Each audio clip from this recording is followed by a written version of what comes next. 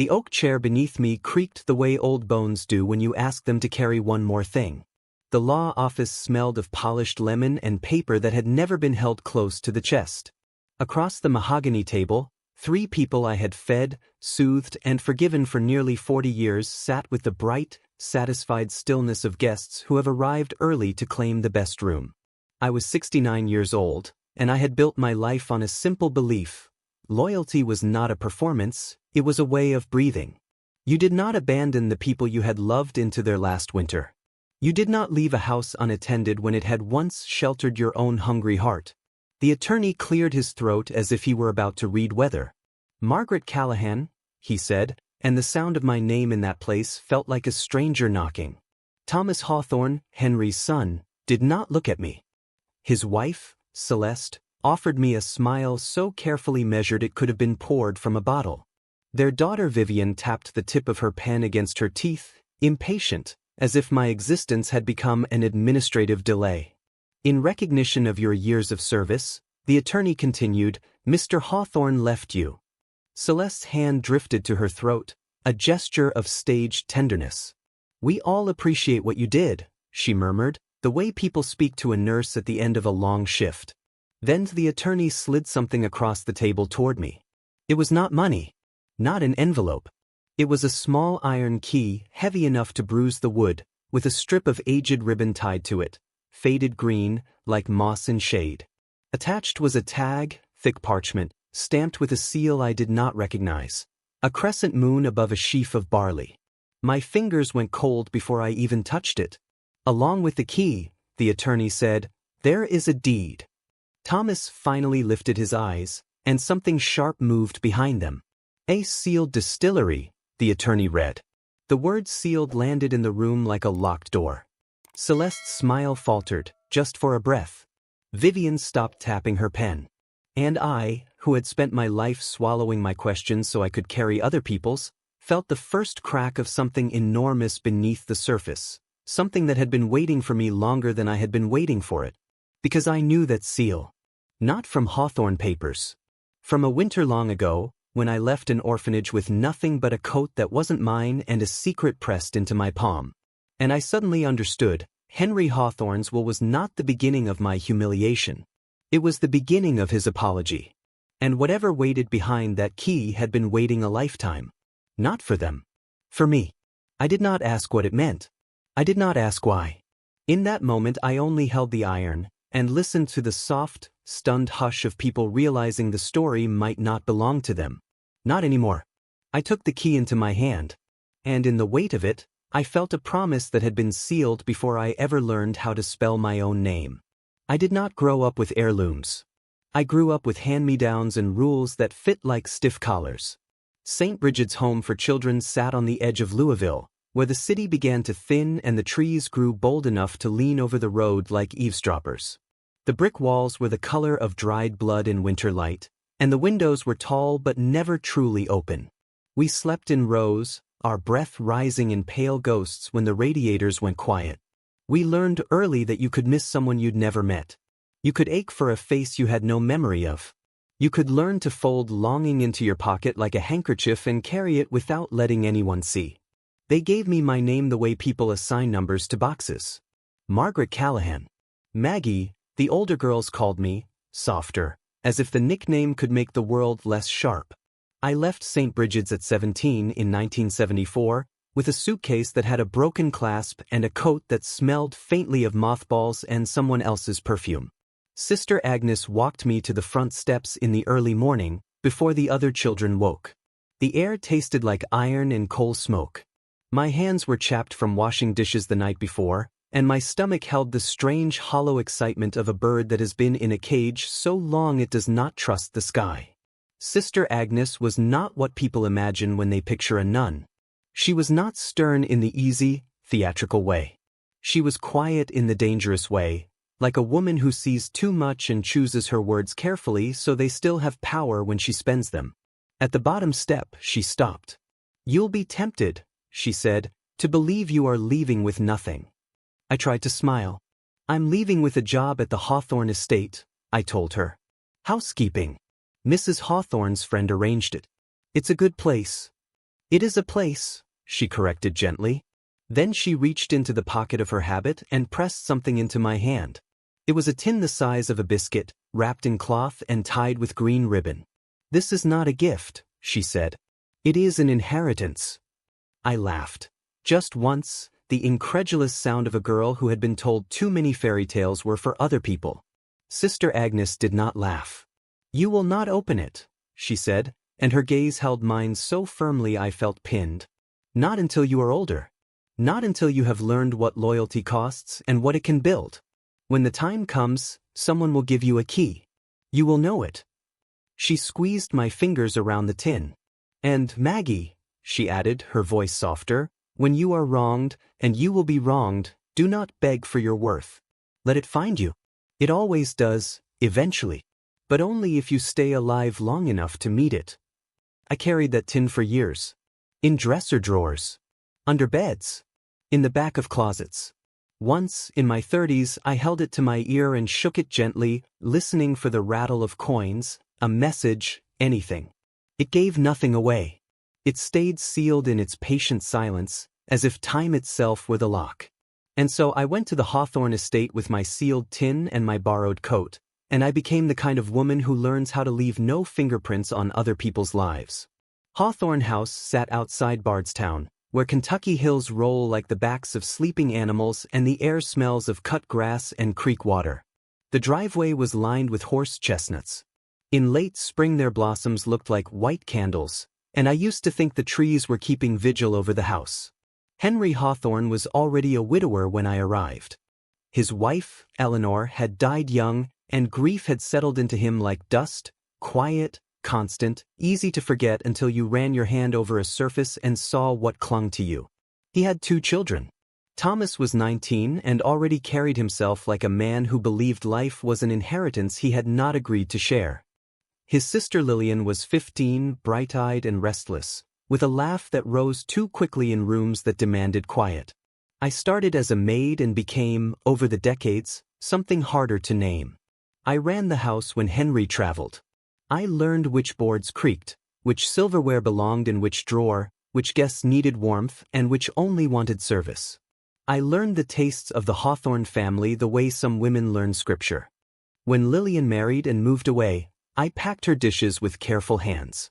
When Thomas brought Celeste home, tall, lovely, impeccably dressed, with a voice that carried faint amusement even when she was being kind, I smiled and welcomed her as if she were not already measuring the rooms with her eyes.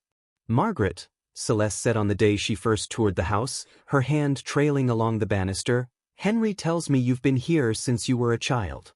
I was 24, but I understood what she meant. I started young, I said. That explains it, she replied, with that single line of fake kindness that was sharper than cruelty. It's hard to imagine doing anything else when you don't have options. Options. As if my life had been a narrow hallway she could see both ends of. Henry Hawthorne never spoke to me like that. He was not warm, exactly.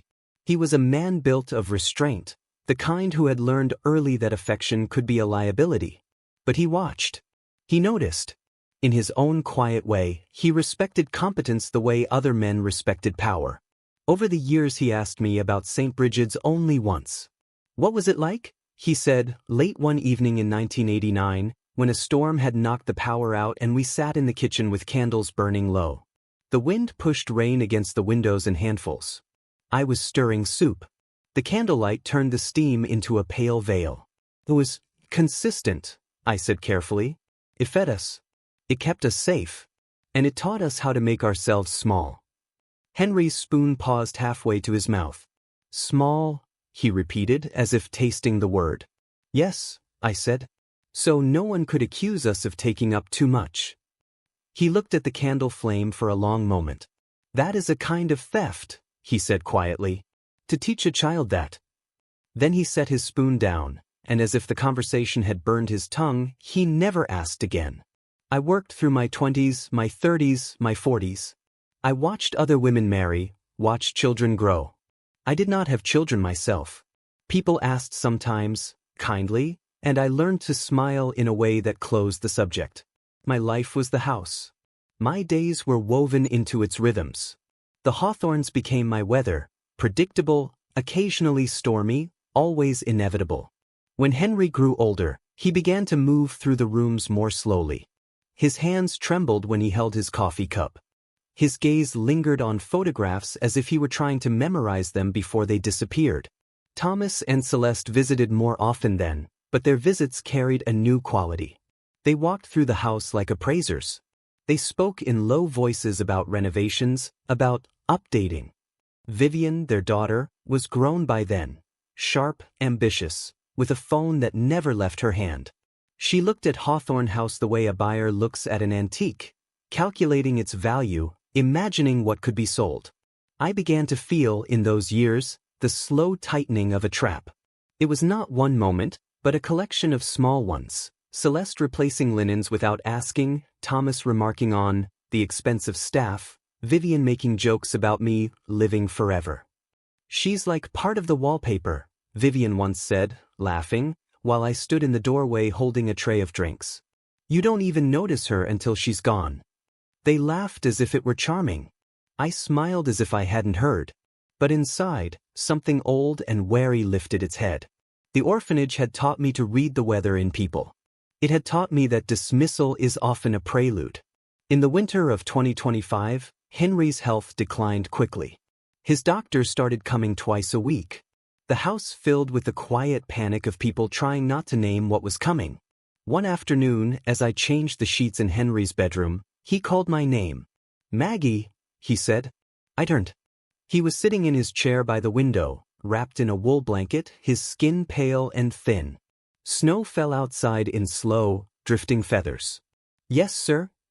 He looked at me for a long time, his eyes glassy with pain and thought. "You've given this family more years than it deserved," he said finally. The words hit me like sudden cold water. I stood very still. "I did what needed doing," I said.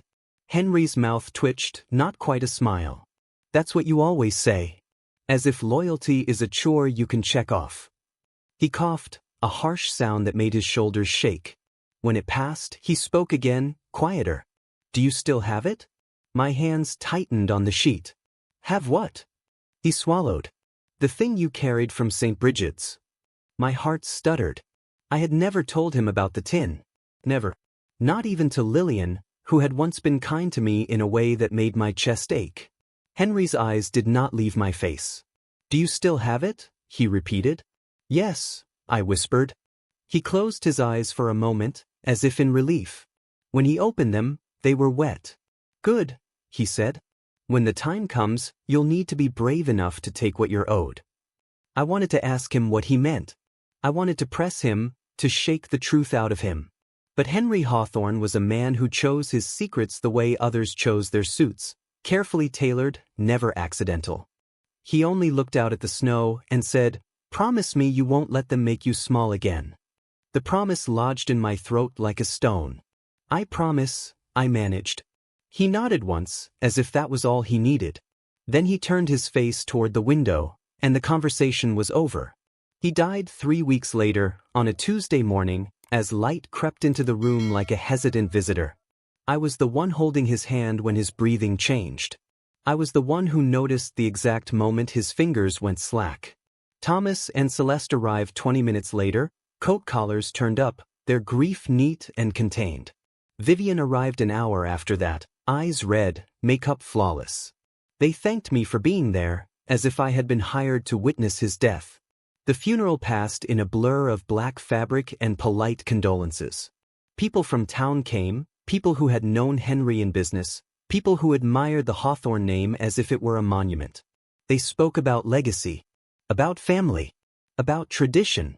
No one spoke about the woman who had kept Henry's socks matched and his medications organized and his loneliness quieted for decades. That was not the kind of work people eulogize. After the funeral, Thomas asked me to remain at the house until the estate is settled. "It's only practical," he said, standing in the foyer, his hands in his pockets. "We have a lot to handle. And you're familiar with things." Familiar. Not valued. Not loved. Familiar. I nodded. Of course. In the days that followed, the house felt like a body waiting for its spirit to leave. Celeste walked through rooms making lists. Vivian took phone calls on the back porch, talking about assets and liabilities with the breezy confidence of someone who believes life will always rearrange itself to her comfort. I kept doing what I had always done. I cleaned. I cooked. I folded linens. I moved quietly, my grief tucked under my ribs, unseen. At night, I lay in my small room off the back hallway and stared at the ceiling, listening to the house settle. The tin from St. Bridget's sat in my dresser drawer. I took it out sometimes and held it, feeling its cool metal in my palms, as if it could anchor me. Something was coming. I could feel it, the way you can smell rain before the sky changes. The letter from the attorney arrived a week later. It was cream-colored, heavy paper, with a return address in Louisville. Celeste opened it at the kitchen table, her nails tapping the envelope before she slid her finger under the flap. Her eyes moved across the page. A small smile formed. "The will reading is tomorrow," she said, looking up at Thomas. 10 a.m. in Louisville. Thomas nodded, already reaching for his phone.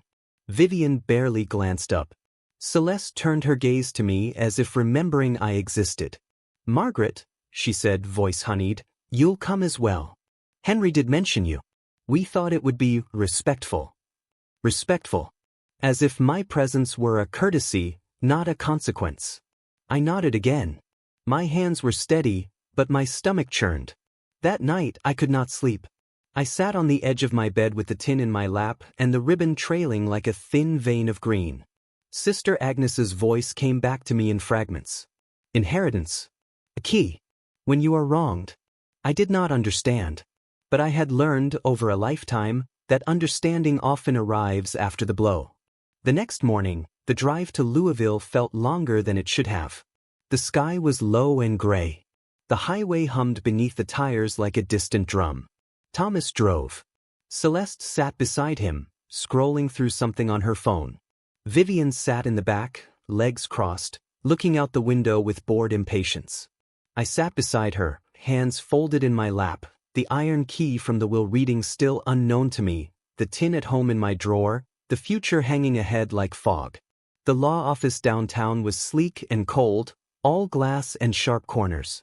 We were shown into a conference room with a view of the city, the buildings rising like indifferent giants. The attorney, Mr. Klein, greeted Thomas with a firm handshake and Celeste with an approving smile. He nodded to Vivian. Then he looked at me, his expression shifting briefly, as if he had not expected me to be real. "Ms. Callahan," he said politely, "please, have a seat." I sat. Thomas leaned back in his chair, arms crossed, already wearing the posture of ownership. Mr. Klein began with formalities. Dates. Names.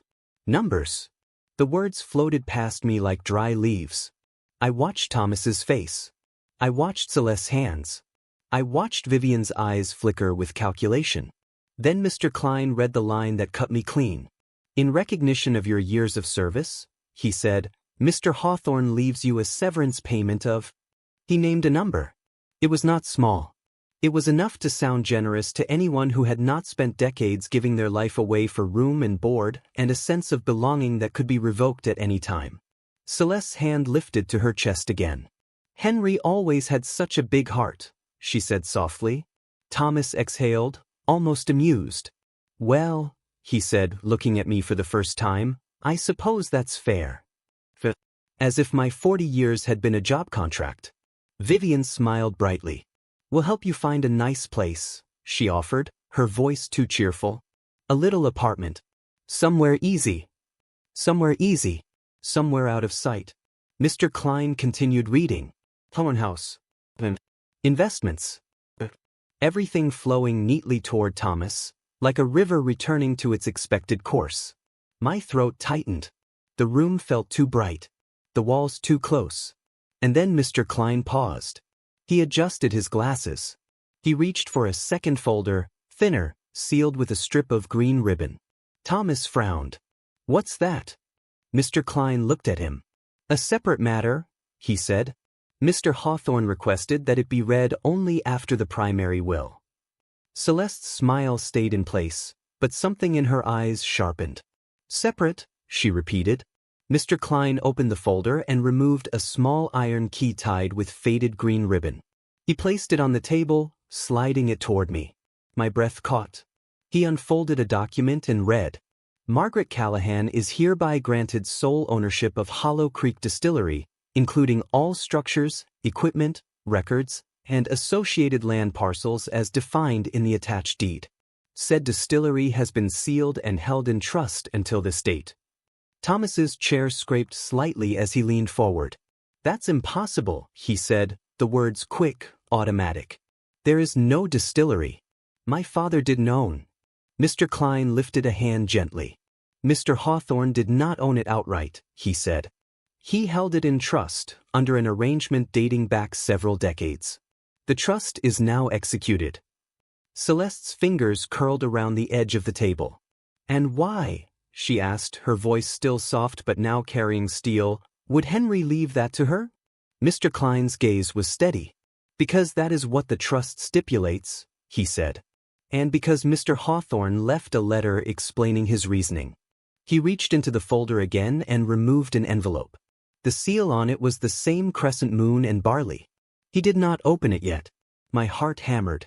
The crescent moon. The barley. The green ribbon. I saw St. Bridget's front steps. Sister Agnes's hands. The tin pressed into my palm. Mr. Klein looked at me. "Ms. Callahan," he said, "I believe this is for you." My fingers reached out, trembling just slightly, and touched the iron key. It was cold. It was real. And it felt like the moment before a storm breaks. Subscribe, see here. If you've ever watched a life turn on a single quiet object, a key, a letter, a name spoken aloud in a room where it doesn't belong, stay with this story.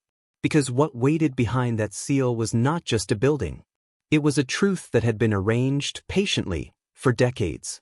And if you leave now, you will miss the moment when the people who believed they owned everything realized they never understood what they were standing on. Mr. Klein slid the envelope toward me as well. "You may open it when you are ready," he said. Thomas let out a short laugh, brittle as thin ice. "This is absurd," he said, but his voice had shifted. The confident ease was gone. In its place was something closer to fear, quick, angry, disbelieving. Celeste leaned forward, her smile returning, polished and practiced. "Margaret," she said gently, "this must be some misunderstanding. Henry was ill. He might have been confused." Confused. The old insult dressed in concern. Vivian's eyes narrowed. "A distillery?" she repeated, tasting the word like something sour. "What is this, some romantic gesture? He left the maid a whiskey factory?" Mr. Klein's voice was calm. "It is not romantic," he said. "It is legal." Thomas's jaw tightened. "We will contest it," he said, already reaching for the folder as if he could take the paper by force. Mr. Klein's hand came down, not hard, but firm. "I would strongly advise against that," he said.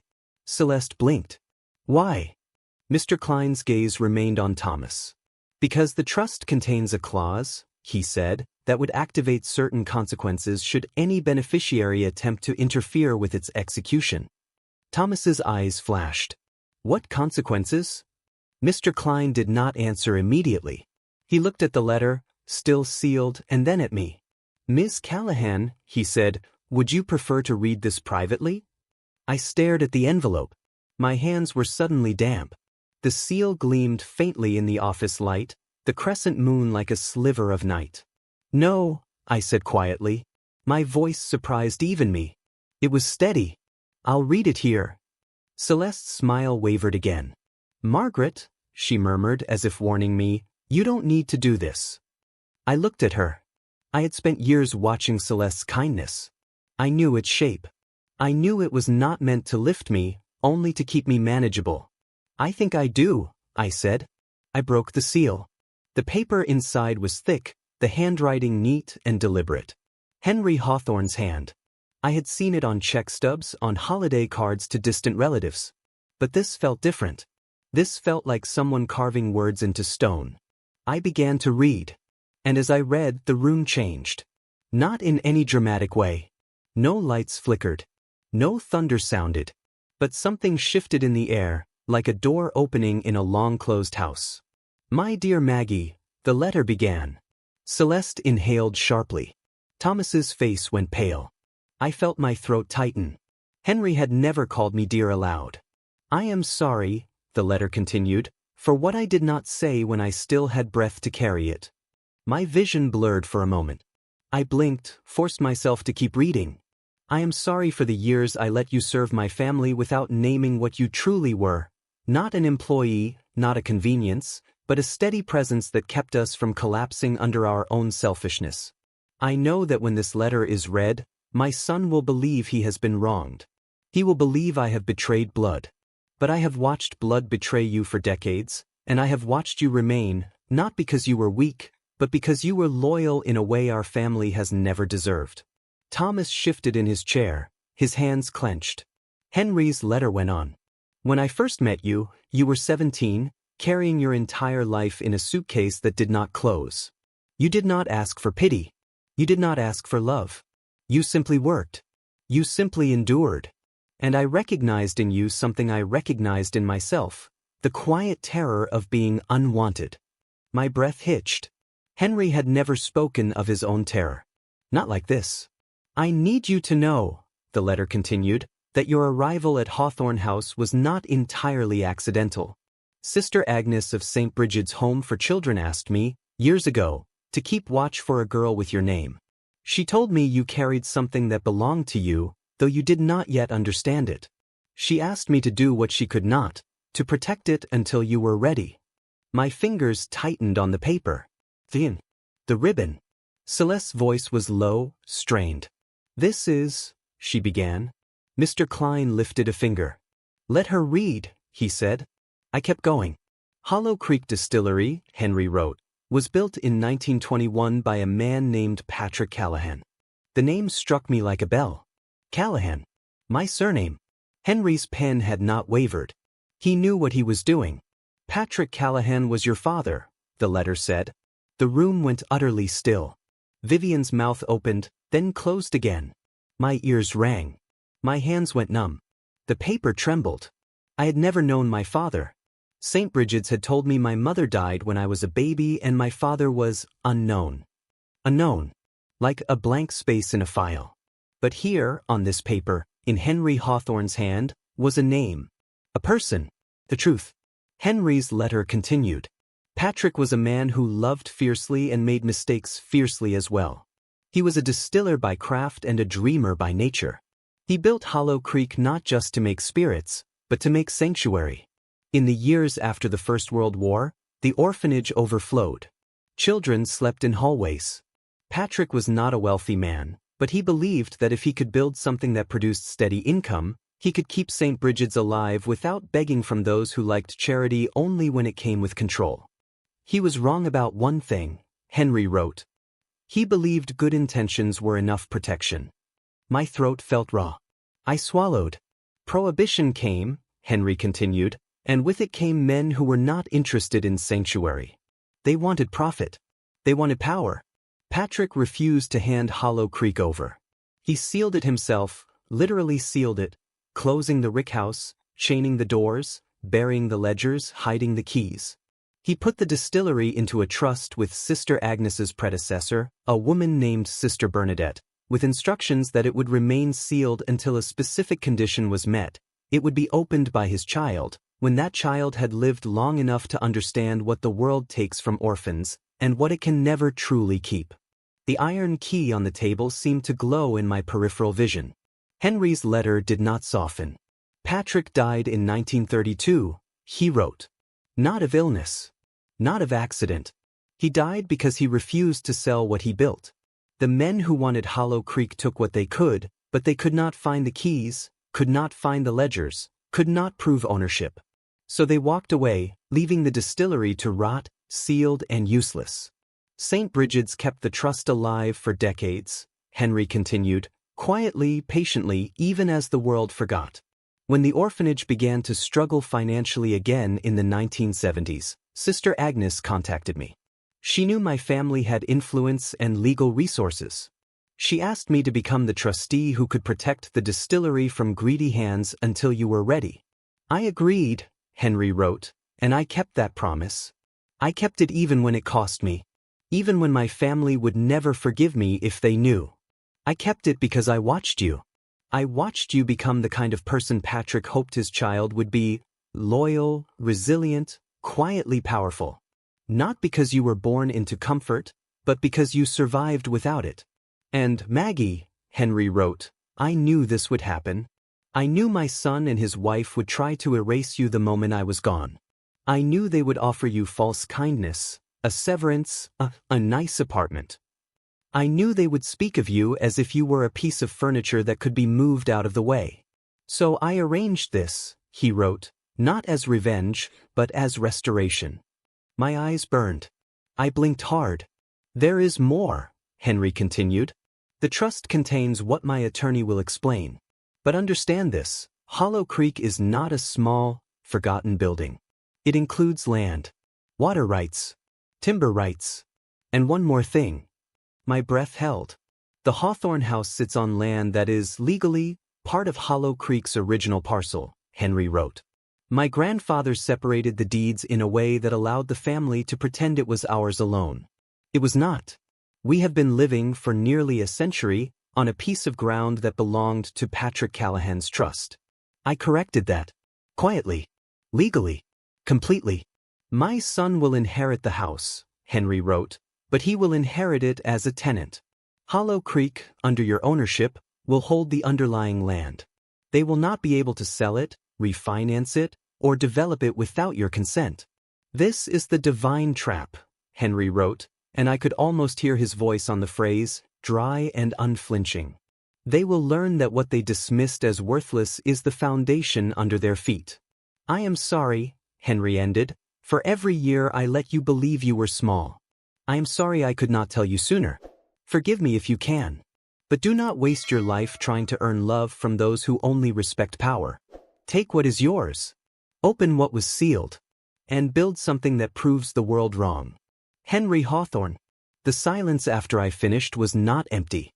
It was heavy, crowded with everything they could no longer pretend. Thomas's face had gone rigid, his eyes fixed on the table as if the wood might split and swallow him. Celeste's smile was gone now, replaced by something tight and furious. But she did not explode. She knew better. She had always known how to keep her rage polished. Vivian whispered, "This can't be real." Mr. Klein cleared his throat softly. "It is real," he said. "The deeds are filed. The trust is executed. Miss Callahan is the sole owner of Hollow Creek Distillery and its associated parcels." Thomas's voice came out low, controlled, but I heard the tremor in it. "If we contest this..." Mr. Klein looked at him, and for the first time his calm carried a faint edge. "If you contest it," he said, "you trigger a forfeiture clause." Mr. Hawthorne placed a provision in his primary estate. Any beneficiary who legally challenges the trust's execution forfeits their inheritance from the main will. In other words, Mr. Hawthorne made it very expensive for you to fight what he intended. Celeste's eyes widened. "He wouldn't." "He did," Mr. Klein said simply. "He anticipated your response." Thomas sat back slowly, as if the chair had suddenly become unstable. I did not feel triumph yet. Not then.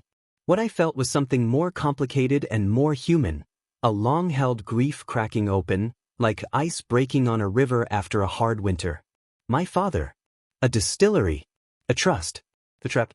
My hands began to shake, not with fear, but with the overwhelming sensation of being seen across time, of a man I never met building something for me, and another man, flawed and distant, protecting it until I was old enough to understand what it meant. A laugh escaped me, small and shocked, and then, without warning, tears spilled down my cheeks. I pressed my fingers to my face, embarrassed by the sudden loss of control, but I could not stop. For decades I had been careful. Composed. Quiet. But this was not a moment for composure. This was a moment for release. Mr. Klein slid a box of tissues toward me without speaking. Celeste's voice softened again, but now it carried desperation. "Margaret," she said, "please. Let's be reasonable. We can work something out. You don't need to do this alone." Reasonable. Work something out. The language of people who have always believed negotiation begins only when they are at risk. I wiped my cheeks, my hands steadying as I folded myself back together. I've been alone a long time, I said quietly. I managed. Thomas's eyes snapped to mine. You can't run a distillery, he said, the words sharp. You don't know anything about business. I looked at him. I thought of the decades I had balanced budgets, negotiated repairs, handled staff, kept an estate running like a living organism while he lived his life elsewhere, returning only to claim the benefits. I know more than you think, I said. Celeste leaned in. Margaret, she whispered, Henry was ill. This is cruel. He was punishing us. I shook my head slowly. No, I said. He was correcting something. Vivian's voice rose, brittle. So what, you're going to take our house? I met her gaze. I'm not taking anything, I said. I'm taking what was already mine. The words hung there, simple and devastating. Mr. Klein placed another document in front of me. Ms. Callahan, he said, there are some immediate matters. Hollow Creek has been sealed, as stipulated, and you will need to travel there to take possession. There are also keys, codes, and instructions in the trust's final packet. Do you have somewhere to stay? Somewhere to stay. The severance payment and my small savings flashed in my mind like an emergency exit sign. The room at Hawthorne House, which had never truly been mine. I understood then, fully, the cruelty of what Thomas and Celeste had planned. They would have handed me a check and a smile and then watched me disappear, as if my life could be folded up and stored away. Rock bottom has a strange clarity. It strips away illusions. It makes you see the shape of the world without decoration. I took a breath. I'll go, I said. Thomas's mouth tightened. Go where? To Hollow Creek, I replied. Celeste's voice sharpened again. And what about Hawthorne House? She demanded. You live there. I looked at her with a calm I did not feel but wore anyway, like a coat. I suppose, I said, you'll have to manage without me. Vivian scoffed. Manage? It's a house. I almost smiled. They had no idea what it took to keep their world running. Mr. Klein began explaining paperwork, but my mind had already stepped out of that room. The keys sat in my palm like a heartbeat. The injustice had been laid bare. The rage rose, hot and sudden, but it did not erupt outward. It moved inward, a force gathering strength. Fear followed. Fear of the unknown, fear of failure, fear of being alone in a new world at 69. Then despair. A quiet, heavy despair that whispered, it's too late. You're too old. You have no one. But beneath it, like a lantern in fog, something else flickered. Not bright, not naive. A cautious, stubborn hope. I signed the papers with steady hands. I listened. I nodded. I placed the key in my pocket, close to my skin, as if I needed to feel its weight to believe it was real. When we left the office, Thomas walked ahead of me without looking back. Celeste paused at the elevator, turning to face me with one last attempt at control. Margaret, she said, voice soft again, you don't have to do this. You can come back to the house. We can make arrangements. You can stay in the staff quarters. You can have your severance. This distillery thing, let the lawyers handle it. Let's not make this ugly. As if my dignity were a stain she feared. I looked at her. I saw, suddenly, the entire architecture of her life. Comfort built on assumptions, kindness used as leash, entitlement dressed as grace. No, I said gently. I think it's time I stopped living in quarters. Celeste's eyes flashed. For a moment I thought she might speak her real thoughts, the ones she had always kept behind her smile. But then the elevator doors opened, and she stepped inside with Thomas and Vivian, leaving me standing in the hallway like a forgotten coat. They did not hold the door. I watched it close. And in the quiet after, I felt the full weight of what I was about to do. I was leaving. Not just Hawthorne House. I was leaving the life I had survived by making myself useful. I walked out of the building into the cold Louisville air. The city smelled of exhaust and winter. My breath rose in pale clouds. I stood on the sidewalk, alone, and for the first time in decades, There was no one to tell me what to do next. Fear crawled up my spine, cold tendrils reaching for my throat. And then I touched the key in my pocket. It steadied me, because somewhere out in the Kentucky hills, something sealed and waiting belonged to my name. I drove back to Hawthorne House in my own car, an old sedan I kept clean and reliable like myself. Thomas and Celeste had taken their vehicle, leaving me to follow alone. The highway blurred past. Trees stood bare against the gray sky. When I arrived, the house was quiet, as if it had been holding its breath. I walked through the back entrance, past the pantry, down the hallway to my small room. I opened the dresser drawer and took out the tin from St. Bridget's. The green ribbon on it matched the ribbon on the key. My hands trembled as I set them side by side on the bedspread. Two objects, decades apart. One promise. I packed that night in silence. Not much. Clothes. Toiletries. A few books. Thin. My savings ledger. A framed photograph of Henry Hawthorne taken years ago, standing in the orchard with his hands in his pockets, looking toward something beyond the camera. I did not know why I packed the photograph. Perhaps because grief is not logical. Perhaps because Henry, in his flawed way, had given me something no one else had, a truth about my origin, and a door out of erasure. As I carried my suitcase down the hallway, I heard voices in the front room. Thomas and Celeste, returning, their tones tight. I did not go in. I did not announce myself. I had spent too many years making my movements known only when convenient to them. At the back door, I paused and looked into the kitchen. The counters gleamed. The windows were dark. The house felt like a museum of a life that had never fully been mine. I stepped outside into the cold night. The air smelled of damp earth and distant wood smoke. The stars were hidden behind clouds. My breath came out slow and steady. I loaded my suitcase into the car. I sat behind the wheel. My hands rested on the steering wheel for a long moment. Then I reached into my pocket and held the key. "I'm going," I whispered, not to anyone, but to myself. A vow. A crossing. I started the engine. And I drove away from Hawthorne House without looking back. The road to Hollow Creek Distillery was not a straight line. It wound through hills and hollows, past fields where winter grass lay flattened, past fences that leaned like tired men. The sky began to lighten as dawn approached, a thin wash of gray-blue on the horizon. The farther I drove, the more the world changed. The highways narrowed into two-lane roads. The city noises faded. The air grew cleaner, sharper. The scent of cedar drifted in through the cracked window. I passed a small town, just a cluster of buildings, a church steeple, a gas station with a flickering sign.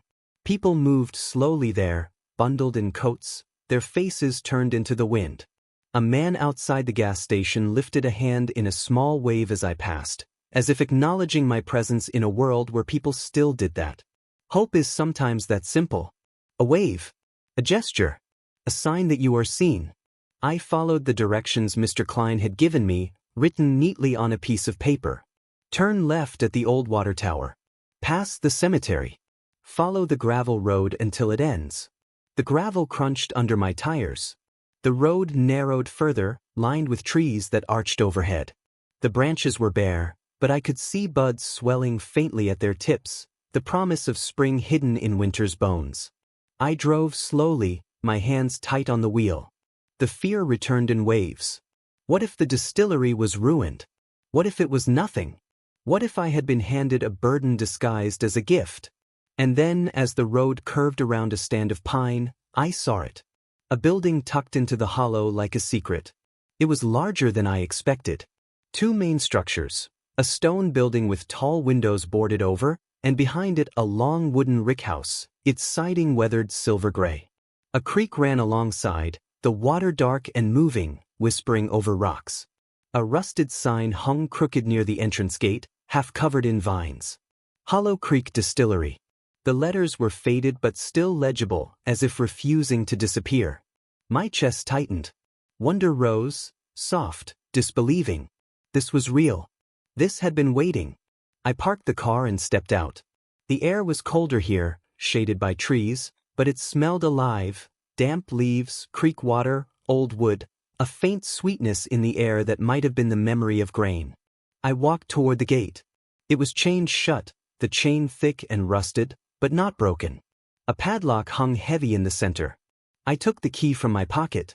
My hand shook as I slid it into the lock. It fit perfectly. The lock clicked open with a sound that seemed to echo through my bones.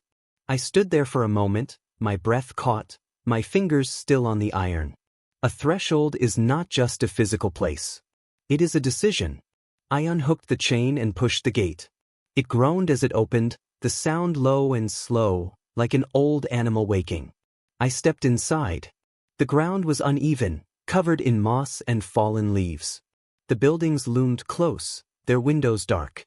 The main door of the stone building was sealed with a metal bar and another lock. I walked up to it and placed my hand on the wood. It was cold. I could feel, beneath my palm, the weight of decades. Waiting. And I, at 69, stood on the edge of whatever my father had built, whatever Henry had protected, whatever my life had been quietly moving toward. I took a breath. Then I lifted the key again. And opened the door. The air inside was different, cooler, heavier, thick with the scent of old oak and dust and something faintly sweet, like dried fruit. Light filtered in through cracks in boarded windows, thin beams cutting through the darkness. Dust floated in those beams like slow snow. My footsteps echoed on the stone floor. To my left, I saw old copper equipment, stills, pipes, tanks, covered in canvas that had stiffened with age. To my right, shelves lined with jars, bottles, tools, all arranged with the meticulous order of someone who expected to return. I moved deeper into the room, my hand trailing along a table. My fingers came away dusty. There was a staircase leading down into the earth. The instructions Mr. Klein had given me included a note. Lower room. Trust packet. Use care. I stood at the top of the stairs, staring into the darkness below. The air rising from it was colder, carrying the scent of damp stone and old paper. Fear rose again. The orphanage had taught me that basements hold secrets. That darkness often hides what people do not want seen. But hope moved with it now, twined through fear like vine through wire. I descended slowly, one step at a time, my hand on the railing.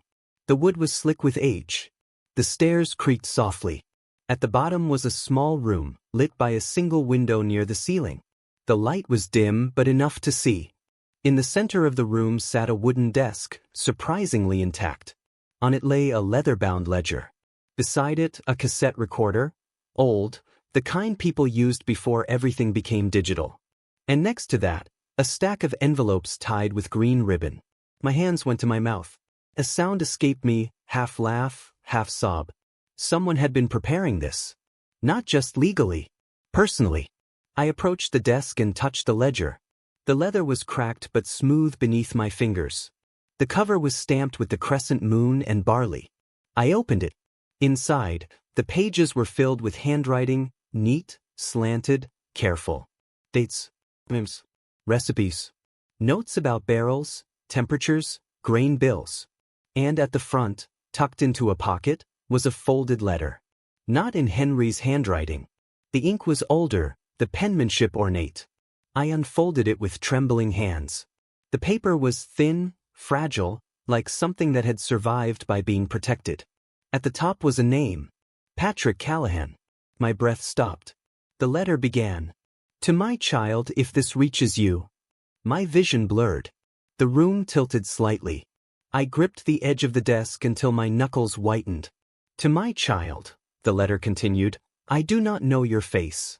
I do not know if you will ever read these words. But if you are here, if you are standing in this place, then you have survived what I feared most for you, the world's indifference. I am sorry, my father wrote. I am sorry I could not be the man who held you in his arms and kept you safe. I am sorry I left you in the care of others, not because I did not want you, but because I believed, foolishly, that I could build something strong enough to protect you from afar. I built Hollow Creek for 3 reasons, he wrote. To make honest spirits. To fund the orphanage that saved me as a boy. And to leave you a door out of poverty, out of namelessness, out of being treated like you are less because you began with less. I sealed this distillery because men came who wanted to take it. They offered money. They offered threats. They offered to let me keep my hands clean if I simply signed it away. I refused. So I hid what mattered: the keys, the ledgers, the truth of ownership. If you are reading this, he wrote, then you have found the door I meant for you. And I need you to understand the logic of what I have done. I did not want this place opened by greed, he wrote. I did not want it opened by a child who had not yet learned what the world does to the vulnerable. I wanted it opened by someone who knew loss intimately but had not become cruel because of it. So I arranged with the Sisters of St. Bridget's, he wrote, that this place would remain sealed until my child reached later life, until the sharp edges of youth had softened into something steadier, until loyalty had been tested, until love had been offered and withheld and still survived in the heart. I am sorry, he repeated. I am sorry you had to live without knowing you belonged to something. But you do. I pressed my fingers to my mouth. Tears spilled down my cheeks and onto the paper, darkening the ink. My father's letter continued. Inside the rickhouse, he wrote, are barrels. Some are empty. Some are not. I left spirits aging there as a gesture of faith. Faith that time would be kinder to you than it was to me. Faith that the world would not find everything I hid. I also left instructions, he wrote, for what this place can become. Not just a business. A refuge. A place where those who were once forgotten can be hired, trained, given dignity. A place where the orphanage is supported, not by pity, but by purpose. If you are like me, he wrote, you may be tempted to shut the world out. To keep this secret. To live quietly with what you have and never risk losing it. But listen, he wrote, to a father who is writing across time, do not seal yourself the way I sealed this place. Open it. Let it breathe. Let it become something that helps others. That is how you honor what was taken from you. Not by revenge. By creation. The last line of the letter was simple. I loved you before I knew you. Patrick. I sank into the chair at the desk, my body shaking with sobs I could not stop. They rose out of me like water from a broken dam, grief and rage and longing and relief all tangled together. All my life I had believed I was an accident. A leftover. A child without origin. And here, in a basement under a sealed distillery, my father's words wrapped around me like arms I had never had. I laughed then, through tears, through shaking, through disbelief. A sound that was almost wild in the quiet room. I'm here, I whispered. I'm here. The wonder of it filled my chest until it hurt. I sat there for a long time, holding the letter, letting the catharsis move through me. The cold room, the dim light, the creek whispering outside, it all felt like a sanctuary. When my breathing finally slowed, I wiped my face and looked at the cassette recorder on the desk. A small piece of tape was labeled in Henry Hawthorne's handwriting. For Maggie. Play when ready. I hesitated. Then I pressed play. The recorder whirred softly, the sound mechanical and intimate. Then Henry's voice filled the room, older, weaker than I remembered, but unmistakably him. Maggie. The recording began, and hearing him speak my name in that underground room made my chest tighten again. If you're listening to this, you've already read Patrick's letter. You know now what I kept quiet for years. I'm sorry, Henry said, his voice rough. I know I've said it in writing, but I need you to hear it. I needed you to hear it from a living voice, even if I'm not living when you play this. I was not a brave man in many ways, he admitted. I let my family's expectations shape me. I let pride keep me silent. I let you serve us without ever fully acknowledging what you were giving. But I did one brave thing, he said, and I could hear the faint smile in his voice. I protected what was yours. Thomas will be furious, Henry continued. Celeste will pretend to be kind and then will sharpen her knives in private. Vivian will make it about her own inconvenience. They will try to intimidate you. They will try to make you doubt yourself. Do not doubt yourself, Henry said firmly. You have run an estate. You have managed a household that would have collapsed without you. You have handled people like them for decades. And Maggie, he added quieter, there is something else you need to know. The distillery is sealed, yes. But it is not empty. There are barrels in the rickhouse that have been aging for decades. Some of them are extraordinary. Patrick's recipes were ahead of his time. And those barrels, if they are still intact, are worth more than my son can imagine. I didn't tell him, Henry said, his voice almost amused. I didn't tell anyone. I wanted the first person to see what was there to be you. That is my final gift, he said softly. Not money. Not pity. A chance to stand in a room and realize you are not small. Go upstairs, Henry instructed, his voice fading slightly as if he were tired. Walk through the rickhouse. Take your time. Breathe the oak. Listen to what time has done. And then decide what you will build. The recorder clicked off. Silence returned, deep and full. I sat there, my hands resting on the ledger, and felt empowerment rising like heat in my blood. Not loud. Not violent. Steady. I stood, my legs slightly unsteady, and climbed the stairs back into the main distillery. The light seemed brighter now, as if something inside me had shifted and allowed it to enter. I crossed the stone floor and pushed open a door at the back that led outside toward the rickhouse. The rickhouse stood long and quiet, its wood dark with age. The door was sealed with another lock. I used the key again. The lock clicked, obedient. I pulled the door open. The smell hit me first, oak, deep and rich, layered with sweetness and spice, like vanilla and old leather and caramelized sugar. The air inside was warmer than outside, held by wood and time.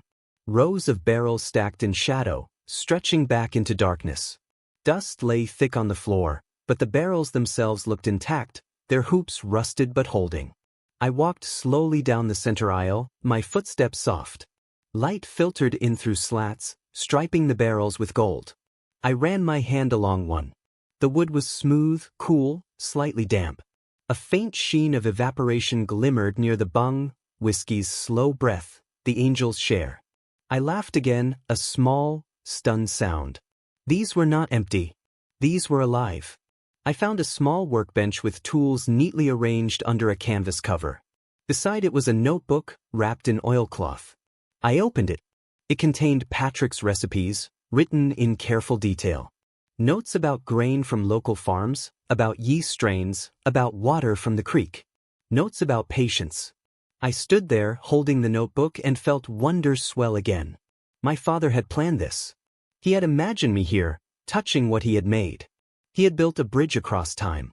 And Henry Hawthorne had been the guard at that bridge, flawed and quiet, but faithful to the promise. Outside, the creek continued its endless whisper. I looked out through a gap in the wood and saw the land beyond. Trees, water, hills. A parcel of earth that had been waiting for my footsteps. Peace did not come all at once. Peace is not a switch. It is a process. But in that moment, standing among barrels that had aged in silence while my life unfolded elsewhere, I felt the first true stillness I had ever known. Not the stillness of obedience. The stillness of belonging. The next days were a blur of action.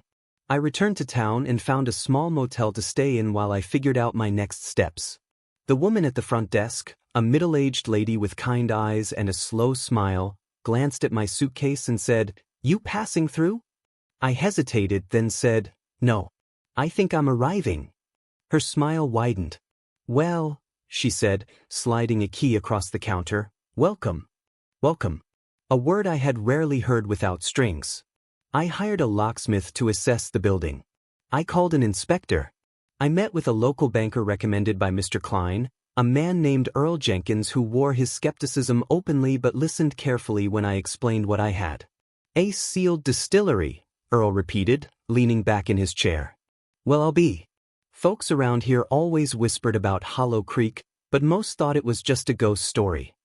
"It's real," I said quietly. Earl studied me. "And you're the owner?" "Yes." He raised an eyebrow. "You got experience?" I thought of Hawthorne House. Of decades of quiet management.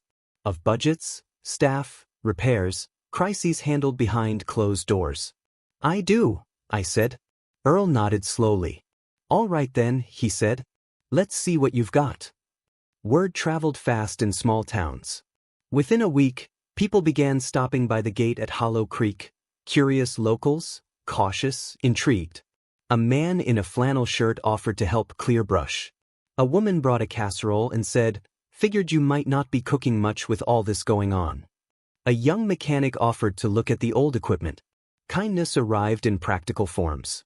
I did not trust it at first. I had spent too long in a world where help came with condescension. But these people did not look at me like a servant. They looked at me like a neighbor. One afternoon, as I stood outside the stone building watching a man named Luis clear vines from the sign, a car pulled up. A sleek SUV, too clean for the gravel road. Thomas and Celeste stepped out. Vivian followed, her face tight with irritation. My stomach clenched, but I did not move. I stood where I was, my hands resting lightly at my sides. Thomas walked toward me, his steps purposeful. Celeste stayed slightly behind him, her expression composed. Vivian hovered near the car, arms crossed. Thomas stopped a few feet away. He looked around, taking in the buildings, the land, the creek. "I didn't realize," he said slowly, "that this was this." I waited. Celeste stepped forward, her voice soft. "Margaret," she said, "we've been thinking. We want to come to an understanding." An understanding. Always, with people like them, the language of compromise came only when they felt threatened. Thomas cleared his throat. "The land issue," he said, forcing the words out. Mr. Klein explained. "Apparently, Hawthorne House is on your parcel." "Yes," I said simply. Vivian scoffed. "It's ridiculous," she muttered. Thomas shot her a look, then turned back to me. "We need a lease agreement," he said, trying to sound reasonable. "A formal one. You can't just—" "I wasn't planning to," I interrupted gently. Celeste's eyes narrowed slightly, then she smiled again. "We can make this beneficial for everyone," she said.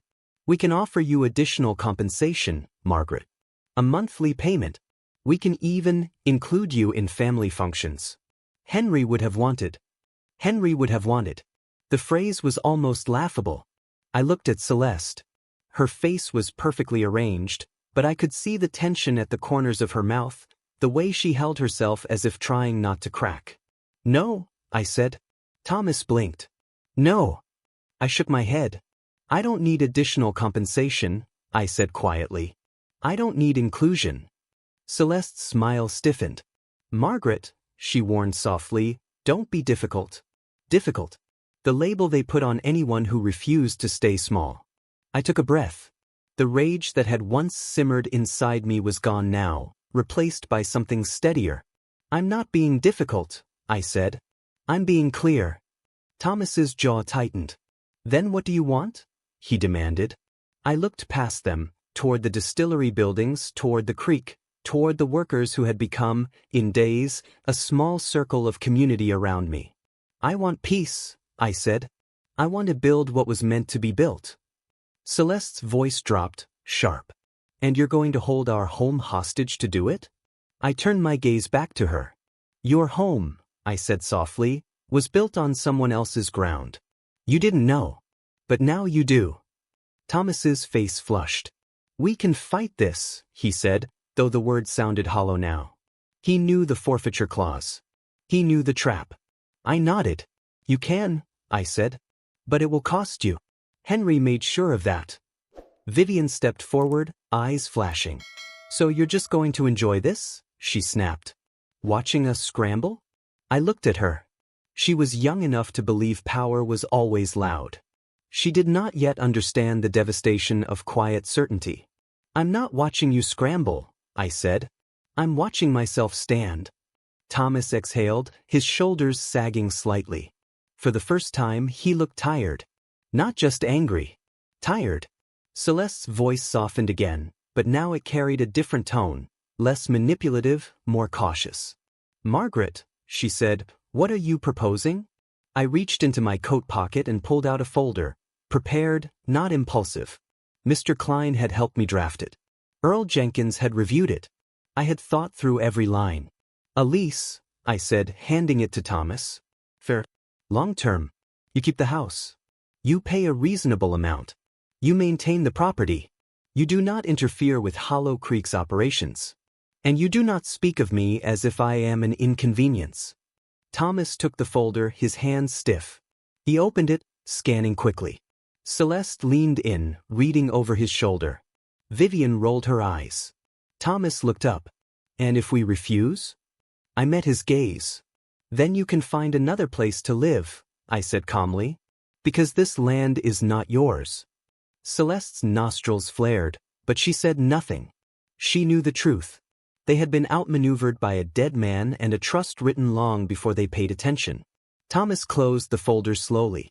His voice was quieter now. You've changed, he said, as if accusing me. I almost smiled. No, I said. I've returned. Celeste's voice softened, almost wistful, but it was too late for that kind of performance. Henry really did plan this, she said. Yes, I replied. He did. Thomas nodded once, tight and resigned. We'll have our attorney review it, he said. Of course, I said. Celeste hesitated, then offered one last line, the kind that would once have hooked into my need for approval. I hope, she said gently, you find what you're looking for. It sounded kind. It was meant to sound kind. But beneath it was the implication that what I was doing was a foolish quest, a late-life fantasy. I looked at her and answered with quiet truth. I already have, I said. They left without another word. Their SUV backed down the gravel road and disappeared around the bend, leaving behind only the crunch of tires and the faint scent of expensive perfume. I stood for a moment, listening to the creak. Luis walked over, wiping his hands on his jeans. That them? He asked quietly. Yes, I said. He nodded. They give you trouble? I shook my head. Not anymore, I said. He smiled. Good, he said simply. Then he turned back to the sign, to his work, as if that was all the drama required. And that was the thing about this new life. It did not feed on spectacle. It fed on steady hands and honest labor and people who showed up without needing to be praised. In the weeks that followed, Hollow Creek began to wake. We cleared brush. We repaired roofs. We inspected barrels. We cataloged equipment. Earl helped me secure a loan to begin renovations, using the value of the aging stock as collateral once we verified it. A distilling consultant from Lexington came out, a man with gray hair and skeptical eyes. He walked through the rickhouse, tasting the air like a sommelier. When he finally pulled a sample from one barrel and let it roll over his tongue, his eyes widened slightly. My goodness, he murmured. This is something. I watched his face. Is it good? I asked. He looked at me and his expression held respect now, not pity. It's exceptional, he said. And it's rare. This could change everything. Change everything. The words echoed inside me, not as a promise of wealth, but as a promise of possibility. I did not want to become like Thomas and Celeste. I did not want to build a life of acquisition and display. I wanted to build something that made sense. Something that honored Patrick's letter, Henry's apology, Sister Agnes's warning. So I made decisions carefully. We renovated the stone building into a working distillery again, not a tourist spectacle. We restored the creek's banks, protecting the water source. We built a small tasting room, yes, but also a community space, tables for gatherings, shelves for books, a corner for local artists to display work.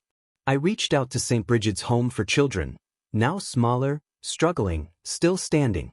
Sister Agnes had passed years ago, but the new director, Sister Maria, answered my call with cautious politeness.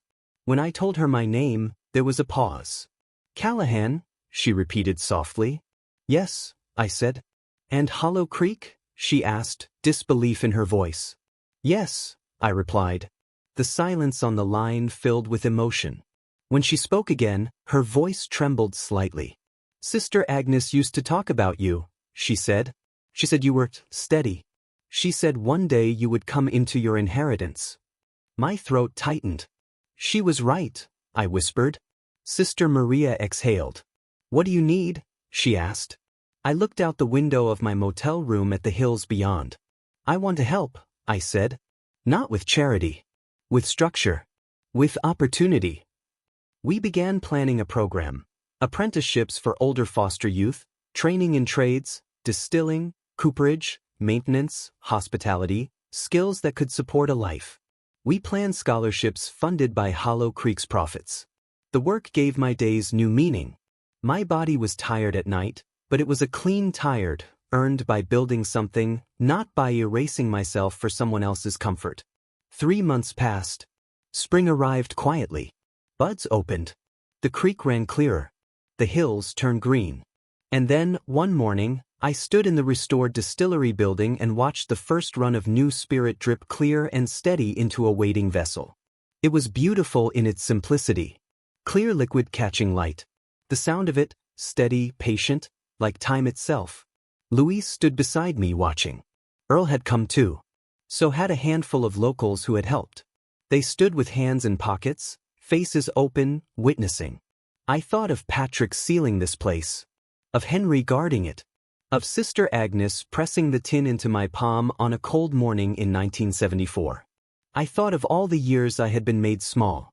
And I felt, finally, peace settling into me like warm sunlight. Not because I had defeated Thomas and Celeste. Because I had become something they could no longer dismiss. Because I had built a life that did not require their approval. Because I had opened what was sealed. For months after the will reading, we held a small opening at Hollow Creek. Not a grand gala, not a spectacle, but a gathering. People from town came. The mechanic. The motel clerk. The banker. The women who had brought casseroles. The men who had cleared brush. Sister Maria came with 2 teenagers from St. Bridget's, both quiet and watchful, their eyes taking in the space as if they did not trust it to be real. I stood at the entrance and greeted people as they arrived. Not as staff. As owner. As host. As Margaret Callahan. The sun was low, turning the creek to molten gold. The air smelled of grass and wood smoke and the faint sweetness of mash. Inside, the tasting room hummed with gentle conversation. Laughter rose. People ate food laid out on long tables. Local musicians played softly in the corner, fiddle and guitar, the music warm and familiar. I watched the teenagers from St. Bridget's drift toward the shelves of books, toward the window that looked out at the rick house. One of them, a boy with dark hair and a guarded expression, ran his fingers along the wood of a table as if testing its solidity. I walked over slowly, not wanting to startle him. "It's real," I said gently. He looked up, startled, then suspicious. "What is?" he asked. "This place," I replied. "It's not going to disappear."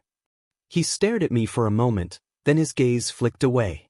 "People always say that," he muttered. I nodded. "I know," I said. "They said it to me too once. And it wasn't true then." He looked back at me, curiosity flickering behind his guardedness. "So why is it true now?" he asked. I thought of Henry's letter. Of Patrick's. Of the trust. Of time. "Because it's built on something honest," I said. "And because I'm still here." The boy swallowed. His eyes shone briefly, then he blinked hard, turning away as if embarrassed by emotion. I understood. I reached into my pocket and pulled out the tin from St. Bridget's. I had finally opened it weeks ago, in the motel room, after the will reading. Inside had been a small piece of paper, folded tight, with Sister Agnes's handwriting. It had only contained a single sentence. "Your worth is not given. It is revealed." I had carried that sentence with me ever since, like a second key. I did not show the boy the tin. That was my history. But I let my hand rest on it in my pocket as I stood beside him, sharing the quiet. Later, as dusk deepened, I stepped outside and walked down toward the creek alone. The sounds of the gathering faded behind me, replaced by water and wind and frogs beginning their evening chorus. I stood at the edge of the creek and looked at my reflection in the dark water. My face was lined now. My hair mostly gray. My eyes tired but clear. I thought of the woman I had been at 17, leaving St. Bridget's with a borrowed coat and a sealed tin.